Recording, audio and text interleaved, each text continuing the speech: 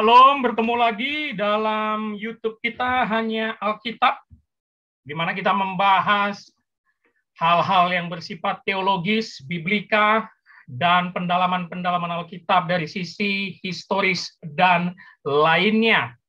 Hari ini saya ingin membagikan sebuah tema yang saya bagikan juga di dalam pendalaman Alkitab, kelas pendalaman Alkitab, yaitu tentang sisi historis dari kitab Ayub, ya. Kemarin kita sudah bahas Menara Babel, ya. Ada banyak sekali sisi-sisi historis atau bukti sejarah yang bisa kita pakai untuk memperlengkapi tafsiran kita mengenai kisah-kisah di Alkitab, khususnya Perjanjian Lama, yang banyak sekali diragukan oleh para ahli apakah cerita itu benar atau tidak, atau hanya dongeng belaka. Dan hari ini saya ingin membagikan tema yang sangat singkat, sederhana, yaitu tentang Ayub. Ya, saya coba share screen agar teman-teman bisa melihat dan mempelajarinya. Oke, semoga sudah kelihatan. Ini adalah gambar yang sangat terkenal, yaitu ketiga sahabat Ayub yang menuduh dia telah melakukan dosa di hadapan Allah. Makanya dia menderita sakit yang sangat luar biasa. Ada banyak masalah dalam hidupnya, dan ini kemungkinan adalah istrinya yang kita lihat mengutuk juga, ya, marah kepada Ayub karena hidupnya hancuran. Nanti kita akan lihat sisi historisnya. Dan teman-temannya ini yang sangat terkenal, Elifaz, Bildad, dan Zofar, yang Ayub katakan penghibur sialan kamu, ya. Itu maknanya sangat dalam, karena kalau kita aplikasikan dalam kehidupan kita sekarang, banyak juga pendeta ataupun jemaat yang ingin menghibur, tapi sebenarnya maksudnya jahat, penghibur sialan, penghibur palsu, seperti itu, ya. Oke, tema kita adalah sisi historis dari kitab Ayub, saudara-saudara. Kita akan melihat Tuhan, iblis, Ayub, dan istrinya dari sisi historis sesuai pasal yang ada di kitab Ayub. Saya mulai dari pengantar dulu. Kisah Ayub ini diyakini oleh tiga agama, ya, yaitu Yahudi tentunya sebagai produk awal dari kisah ini yang ada di kitab mereka. Lalu diakui oleh Kristen dan juga oleh saudara kita Islam. Di Al-Quran sendiri disebut sampai 4 kali nama Ayub. Dan Ayub itu dianggap sebagai nabi, ya, bagi mereka Ayub itu nabi, sebagai nabi yang penuh dengan kesabaran. Kisah ringkasnya ada di dalam surah 21. Ada di dalam surah 21 Al-Anbiyah ayat 83 sampai 84. Kisahnya tentu sangat mirip yang ada ditulis di kitab Yahudi Israel, ya, ataupun di kita Alkitab Perjanjian Lama, yaitu Ayub menderita, diganggu setan, dan memiliki penyakit kulit atau borok yang sangat luar biasa. Jadi kisah Ayub ada di kisah tiga agama, ya.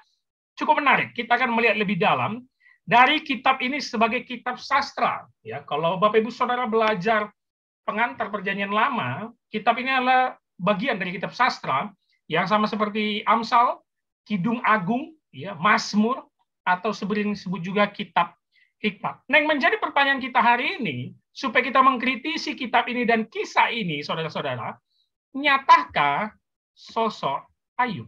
Nah, saya sering sekali dalam beberapa video sudah membahas dari sisi historis, ya, dari sisi filsafat, bagaimana kita memikirkan lebih dalam kisah tentang Ayub ini.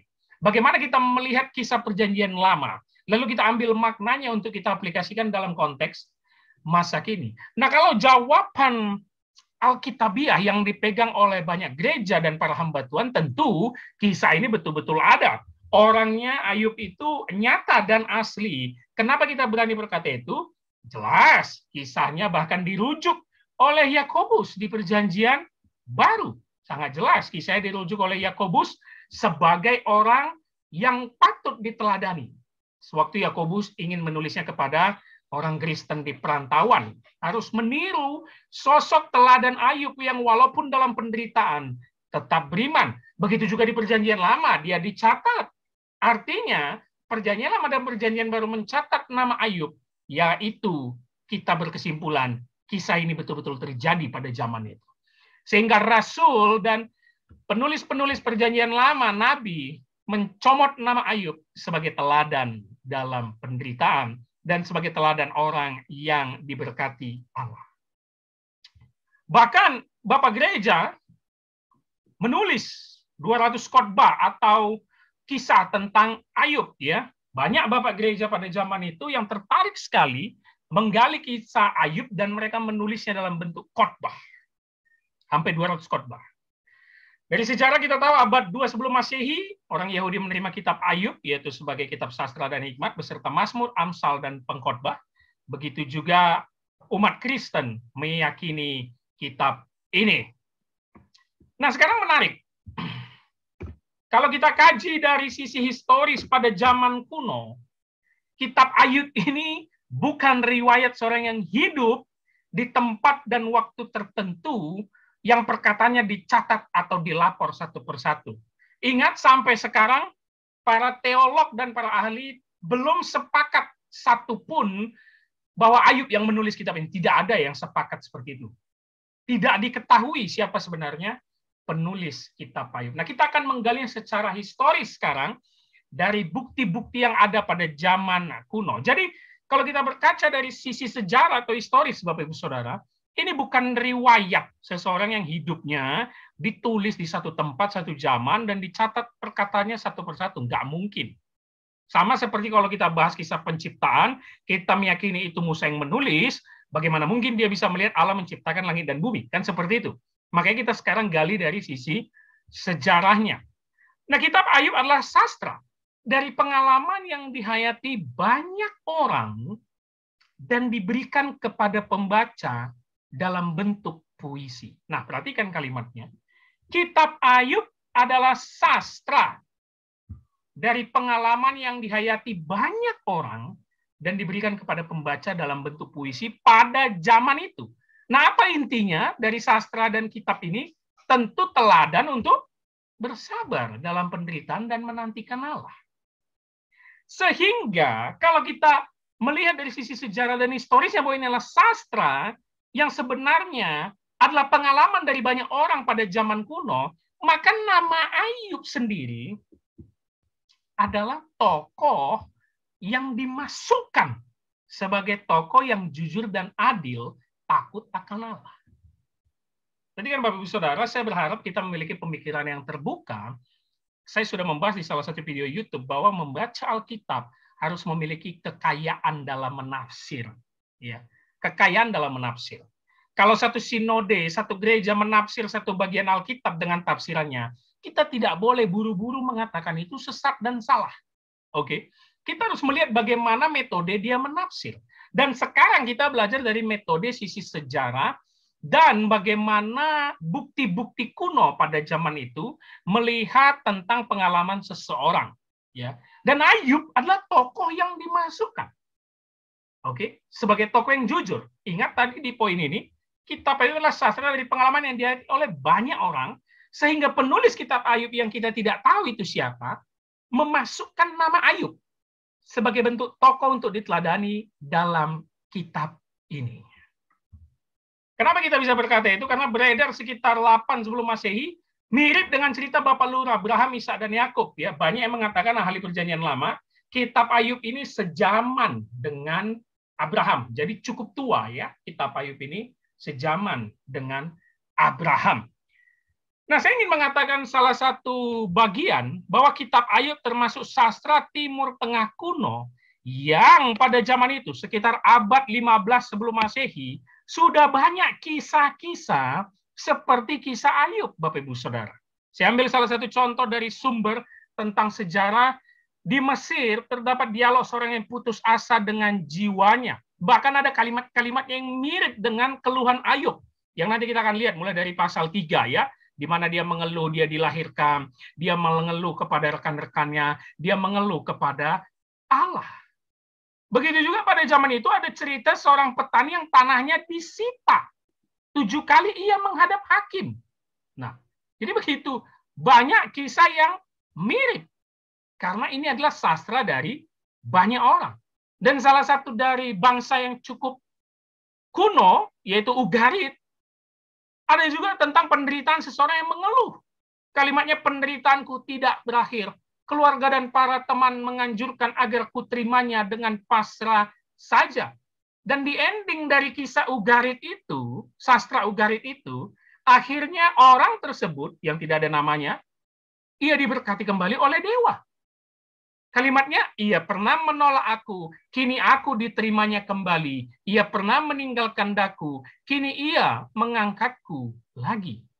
Bayangkan, mirip sekali kan dengan kisah Ayub di kitab Ayub yang kita baca selama ini. Jadi, banyak sekali sumber-sumber pada zaman kuno yang setara zamannya dengan zaman Ayub sudah menceritakan sosok seseorang yang mengalami penderitaan penindasan.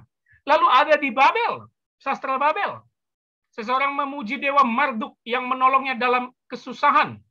Ya, dan naskah ini ditemukan di akhir milenium kedua. Salah satu potongan kalimatnya, pada malam hari ia dewa Marduk marah, tetapi siang ia mengampuni. Amarahnya bagaikan badai di gurun, anginnya indah seperti fajar. Lalu dikatakan di sastra Babel ini, orang itu menderita penyakit. Karena aku tidak dapat makan, wajahku berubah, tulang-tulang kelihatan dibalut kulit kering, tempat tidur menjadi penjaraku. Siang hari ia menyiksa aku, dan malam pun tidak tenang. Bayangkan, Bapak Saudara. Sudah begitu banyak kisah sastra dari Mesir, Ugarit, dan Babel yang menceritakan mirip tentang Ayub ini. Oke, kita coba masuk lebih dalam. Tokoh utama dalam kitab ini tentu adalah Ayub.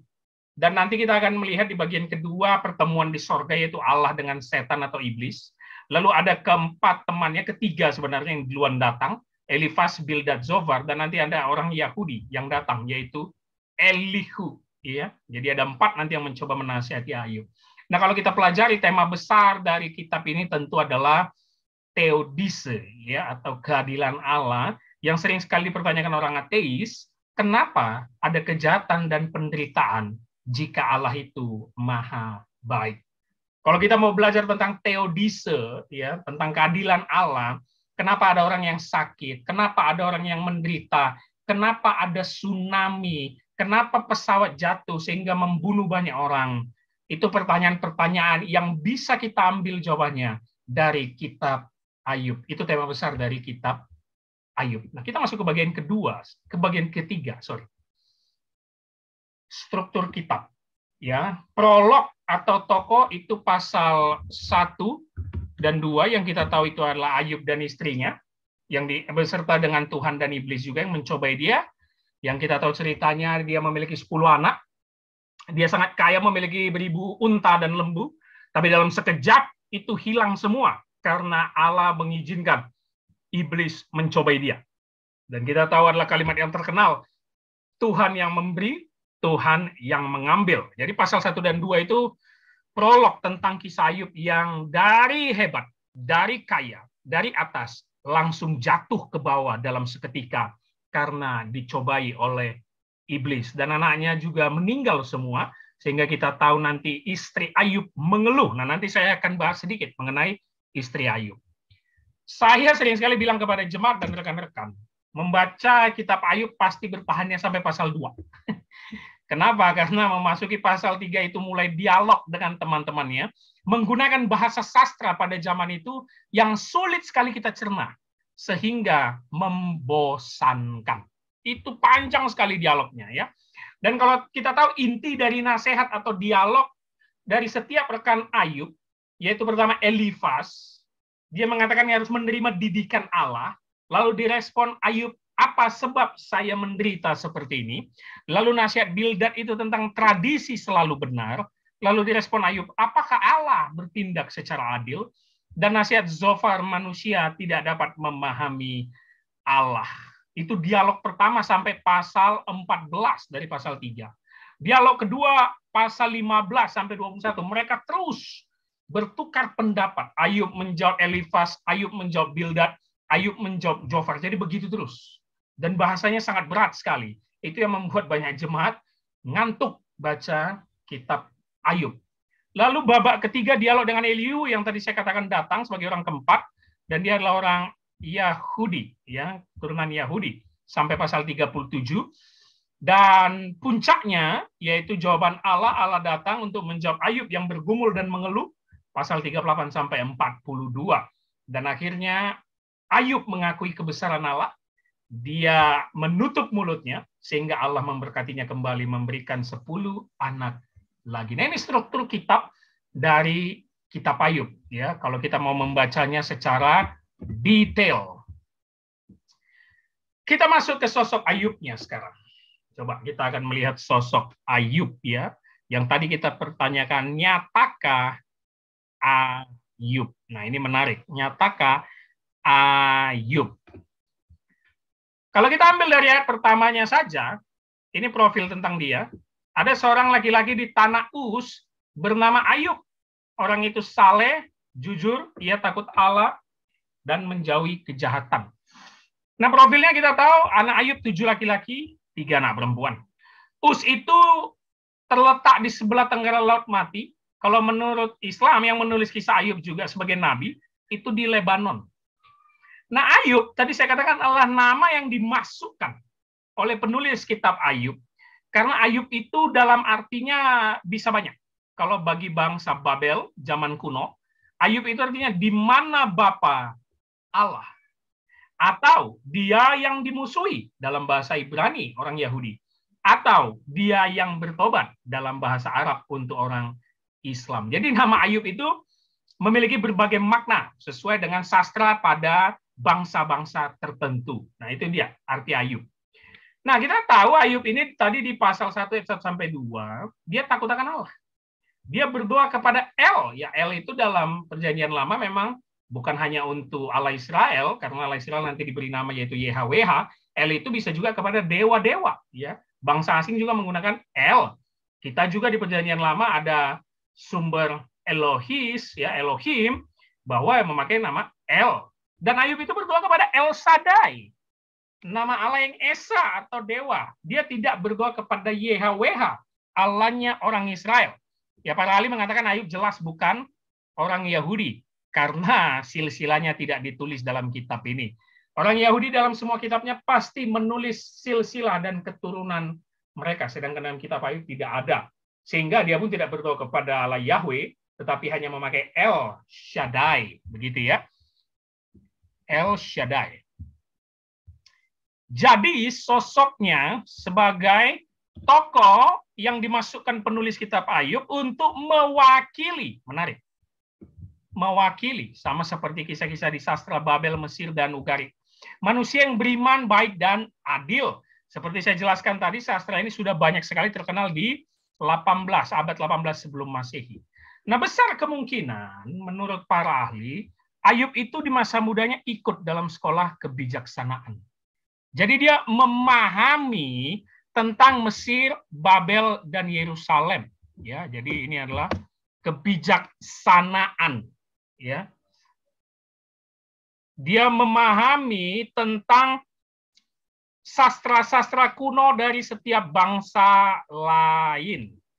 Salah satu contoh di Ayub pasal 40, Ayub menyebut sungai Nil, tentu Mesir, dan binatang Mesir yang mistis, yaitu Behemoth dan Lewiatan. Ya, ini sering sekali dijadikan referensi atau sumber untuk menceritakan binatang-binatang besar pada zaman kuno, seperti dinosaurus. Saya pernah membahasnya di salah satu judul YouTube kita, Hanya Alkitab. Teman-teman bisa lihat, nyatakan dinosaurus, ya, bisa dilihat. Artinya Ayub ini orang yang pintar, terpelajar, takut kepada Allah. Jadi lengkap sekali hidupnya, sangat baik. Itu sedikit profil tentang sisi historis Ayub. Nah, kita menarik lihat di pertemuan di sorga. Ayatnya ayat 6 sampai 8, ya. Pada suatu hari datanglah anak-anak Allah menghadap Tuhan, dan di antara mereka datang juga iblis. Lihat, ada 3 sosok anak-anak Allah, Tuhan dan iblis. Maka bertanyalah Tuhan kepada iblis, dari manakah engkau? Lalu jawab iblis kepada Tuhan, dari perjalanan mengelilingi dan menjelajah bumi. Lalu bertanyalah Tuhan kepada iblis, apakah engkau memperhatikan hamba-Ku ya Ayub? Sebab tiada seorang pun di bumi seperti dia, yang demikian saleh dan jujur, yang takut akan Allah dan menjauhi kejahatan. Coba kalau kita sebagai orang Kristen awam Membaca ini bagaimana membayangkannya? Coba. Ini banyak sekali menjadi pertanyaan dari jemaat yang membaca sungguh-sungguh Alkitab ya. Kalau orang yang tidak peduli Alkitab tidak pernah membaca cerita ini dan mempertanyakannya. Masa anak Allah, ini pertemuan di sorga, menghadap Tuhan? Oke, kita mungkin menafsir anak Allah malaikat menghadap Tuhan, dan datang juga lah iblis. Ini kan bingung ya. Iblis tuh masuk ke lingkungan atau daerah sorga gitu loh. Yang katanya menurut imajinasi kita dan cerita kebanyakan orang dari zaman ke zaman, iblis itu memerintahnya di neraka. Bagaimana dia datang menghadap Tuhan gitu loh. Tapi langsung kita tafsir secara aplikatif bahwa iblis pun melakukan kuasa harus izin Tuhan. Segala sesuatu yang terjadi di dunia ini yang kejahatan adalah izin Tuhan kepada iblis. Itu tafsiran kita yang langsung aplikatif. Nah, lalu ada dialog, dia tuju, Tuhan dan iblis. Ini bingung ya. Ini seperti teman. Ya kan? Mereka itu seperti teman, ada dialog di lingkungan sorga gitu ya. Dari mana engkau? Gitu. Iblis pun jawab, dari perjalanan mengelilingi dan menjelajahi bumi. Jawaban iblis juga kayak mereka itu setara. Nggak ada jawab Tuhan gitu. Misalnya permisi Tuhan, bersikap sopan begitu. Enggak, dia langsung jawab aja dari perjalanan mengelilingi penjelajah bumi. Lalu ayat 8, Tuhan membanggakan Ayub. Dia bilang, kau sok lihat nggak Ayub hambaku, gitu ya. Dia membanggakan Ayub, sebab tiada seorang pun di bumi seperti dia. Lalu berikutnya di ayat berikutnya, iblis diberikan izin untuk mencobai Ayub, kecuali mengambil nyawanya. Nah, ini kan menarik ya. Bagaimana kita menafsir dari sisi historis ayat ini, pertemuan di sorga ini. Nah, sebenarnya seperti saya katakan, ini adalah kitab sastra kalau kita menafsirnya dari sisi historis, rekan-rekan sekalian.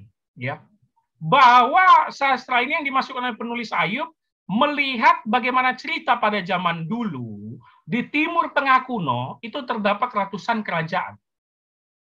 Mereka dipengaruhi atau dikuasai oleh raja atau maharaja. Contoh, Firaun dari Mesir atau Raja Babel dan Asyur. Nah, jadi konteks ayat ini sebenarnya kisah raja atau maharaja yang memanggil raja bawahannya di dalam suatu pertemuan seperti meeting gitu ya, dan melaporkan situasi di tempatnya masing-masing dan mengusulkan tindakan yang tepat. Jadi maharaja itu Tuhan, iblis itu raja bawahannya yang diberikan daerah-daerah kecil pada zaman Timur Tengah kuno. Tetapi keputusan tertinggi tetap di tangan maharaja, yaitu Allah atau Tuhan, di sini yang memakai kata Tuhan. Tetap keputusan di tangan Tuhan.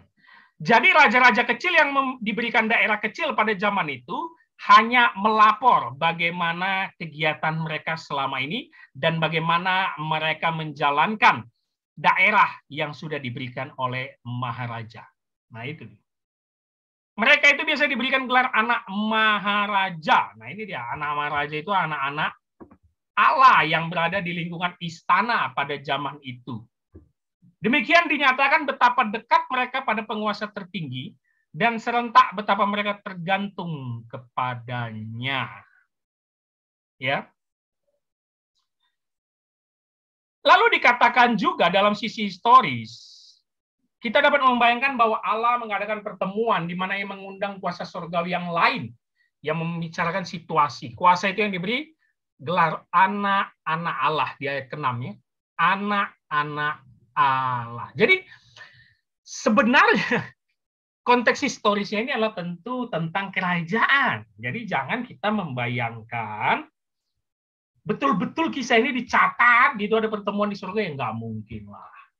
Ya. Kalau tafsiran aplikatif mengenai Tuhan yang berdaulat menentukan segala sesuatu terjadi, bahkan mengizinkan iblis melakukan sesuatu kepada umatnya atau kepada dunia, itu nggak ada masalah.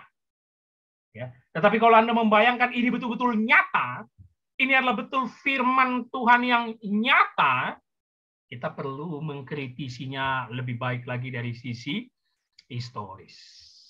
Nah, itu dia, menarik. Jadi teman-teman, saya di sini hanya ingin memberikan pembelajaran kita melihatnya dari sisi historis. Lalu nanti ada di pasal kedua, pertemuan kedua di surga, di mana iblis meminta kepada Tuhan agar dia mencobai Ayub, kulit ganti kulit. Ulurkan tanganmu, maka Ayub akan mengutukmu. Begitu ya, dan nanti iblis akhirnya betul-betul menghancurkan hidup Ayub. Nah, saya menarik di pasal 2 ingin membahas istri Ayub. Ini kisah yang sangat menarik sekali, istri Ayub ya. Kenapa? Kalau semua penafsir-penafsir pada umumnya dan orang Kristen awam, jemaat awam, melihat istri Ayub pasti istri yang jahat, istri yang tegaan. Dan di ayat ini juga jelas, ayat 9 dan 10, dia berkata, masih bertekunkah engkau dalam kesalehanmu? Kutukilah Allah dan matilah. Waduh. Tetapi jawab Ayub kepadanya, engkau berbicara seperti perempuan gila. Apakah kita mau menerima yang baik dari Allah, tidak mau menerima yang buruk? Dalam kesemuanya itu, Ayub tidak berdosa dengan bibirnya. Nah, pertanyaannya, istri Ayub ini baik atau tidak? Secara singkat, kita menjawab dia pasti tidak baik, tegaan, hanya mau enaknya. Kita terburu-buru menjawab itu, ya. Karena sebenarnya, coba lihat ya, dia mengeluh itu di pasal 2. Di pasal ke-1, kalau kita membaca pelan-pelan, saudara-saudara, Ayub itu sudah kehilangan banyak. 10 anak meninggal, harta ludes semua. Bayangkan. Anak 10 meninggal loh. Itu nggak main-main ya. Anak 10 meninggal. Nah, itu pun bisa kita kritisi secara historis. Betul nggak anak Ayub itu 10? Gitu loh. Jangan-jangan itu hanya mau menekankan hidup Ayub yang tadi dikatakan saleh, jujur, takut akan Allah, dan anak 10 itu adalah kesempurnaan. Ya. Karena mungkin pada zaman kuno dan terkhusus orang Yahudi, walaupun Ayub bukan orang Yahudi, angka 10 itu sempurna, begitu ya. Jangan-jangan anaknya bukan 10. Karena kenapa? Kalau kita masuk ke dalam kisah ini, membaca kitab ini pelan-pelan, anak kita meninggal satu aja, itu, aduh, bisa stres. Bisa gila kita. Betul ya? Ini 10 loh meninggal. Oke? Lalu harta kita, yang kalau kita perkirakan, harta Ayub itu miliaran sampai triliunan gitu loh. Ludes dalam satu hari. Ya, itu bagaimana? Kita melihat banyak orang kaya, pejabat-pejabat aja yang gagal mencalonkan diri, itu masuk rumah sakit jiwa, langsung gila. Ludes hartanya untuk kampanye. Gitu ya. Nah, Ayub 10 anak ludes harta, nggak gila. Bahkan dia berkata, siapa yang memberi? Tuhan yang memberi, Tuhan yang mengambil. Pasal 1 loh. Coba temukan. Di kondisi yang hancur-hancuran, kehilangan harta dan anak, ada nggak istri Ayub mengeluh? Nggak ada loh. Nggak ada. Nah, kenapa dia mengeluh di pasal kedua? Karena di pasal kedua, penderitaan kembali terjadi dan nambah. Ayub suaminya menderita borok yang sangat parah. Dan ketika tinggal suaminya lah pendampingnya, harapannya satu-satunya, cintanya, kena ujian juga dari Tuhan, gitu loh. Kena borok, berpenyakitan parah. Wajar nggak dia mengeluh? Masih bertekunkah engkau dalam kesalehanmu? Wajar nggak secara psikologis istri Ayub ngeluh kali ini? Wajar sekali, saudara-saudara. Jadi nggak usah kita bahas dulu dari sisi historis, dari sisi psikologi saja. Istri Ayub ini nggak jahat, namun wajar. Masih bertekunkah engkau dalam kesalehanmu? Astaga, suamiku yang tinggal satu-satunya, kami udah kehilangan anak dan harta. Kok dia pun sekarang menderita?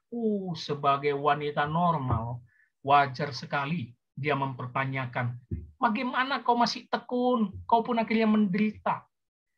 Nah, kalimat kutukilah Allahmu dan matilah, ini yang bisa kita lihat dari sisi historis, karena terjemahan Septuaginta sendiri, ya, yaitu Alkitab Ibrani Perjanjian Lama diterjemahkan ke bahasa Yunani, nggak sesingkat ini.